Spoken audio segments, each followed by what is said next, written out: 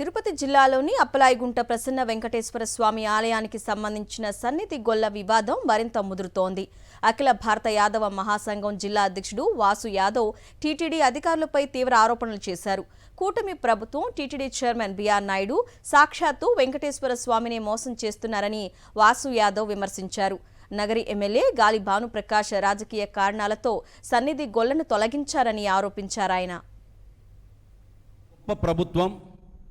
ఈ గొప్ప పాలక వర్గం, దానికి చైర్మన్ అయినటువంటి బిఆర్ నాయుడు, వీళ్ళందరూ కూడా సాక్షాత్తు ఆ వెంకటేశ్వర స్వామినే మోసం చేయడానికి ప్రయత్నిస్తున్నారు అనంటే ఇది నిజంగానే చాలా చాలా బాధపడాల్సిన విషయం, చాలా చాలా దారుణమైన విషయం.